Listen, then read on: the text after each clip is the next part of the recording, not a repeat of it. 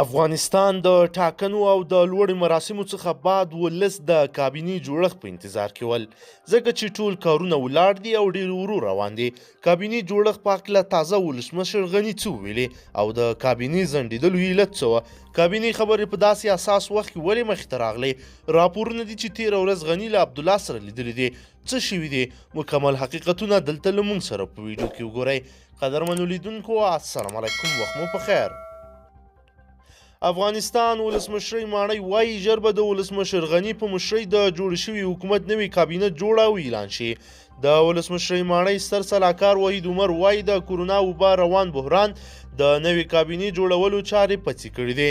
ښاغلي عمر کابل کې یوې خبري غونډې ته وویل د ملي روغې جوړې شورا د جوړښت چارې هم په وروستۍ پړاو کې دي. د نوموړي په خبره په تیرو 3 اونیو کې د حکومت ډیره انرژي او وخت د کورونا وایرس د مخنیوي پر لارو چارو ولګېده، خو زیاته کړه ژر به نوې کابینه جوړه شي. د مصالحې د شورا د جوړښت په اړه ښاغلي عمر وویل چې چارې ډیرې په مخکې تللې دي. د زیاته کړه د حکومت ژمنه دا وه چې طالبانو د خبرو اترو یو کوچنی پلاوی به جوړیږي او بیا به د پریکړو نیولو یوه ستره شورا جوړیږي چې اړینې لارښوونې ورته وکړي.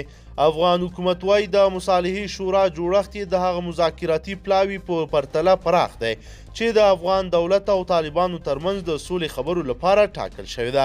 ولسمشر محمد اشرف غني د خپلې لوړې مراسمو پر ورځ ژمنه وکړه چې تر 2 اونیو باندې نوې کابینه اعلان کړي، خو له دغې ژمنې څه باندې 3 اونۍ تېرې دي او نوې کابینه نه ده اعلان شوې. څو ورځې وړاندې ښاغلي غني وویل د ټاکنیزو جنجالونو د پای ته رسولو لپاره چمتو دی. د خپل سیال عبدالله یو شمېر پلویانو ته په کابینه او په خپله ده ته د سولې په چارو کې دنده ورکړې، خو د په ټکو ښاغلي عبدالله دغه وړاندیز رد کړ. د ولسمشر غني ستر سلاکار وحید عمر وایي د ښاغلي غني او پخواني اجرایه مشر عبدالله ترمنځ د اختلافونو د حلولو لپاره خبرې اترې روانې دي، خو دوی ټینګار کوي چې د اوس لپاره له کورونا وایرس سره مبارزه حکومت ته لومړیتوب ورکوي. د نوموړي په خبره د دواړو لوریو ترمنځ داسې لانجه په هغه دی چې کړکېچ ونومول شي نشته، خو د دغو اختلافونو د حلولو لپاره هڅې کیږي.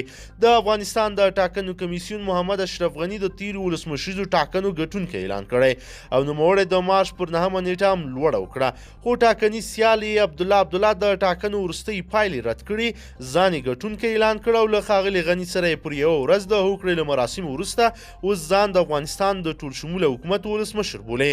د امریکا حکومت له دواړو مشرانو غوښتي چې خپلمنځي اختلاف دی ختم کړي او ټول شموله حکومت دې رامنځته کړي او طالبانو سره د سولې خبرو ته دې کیني.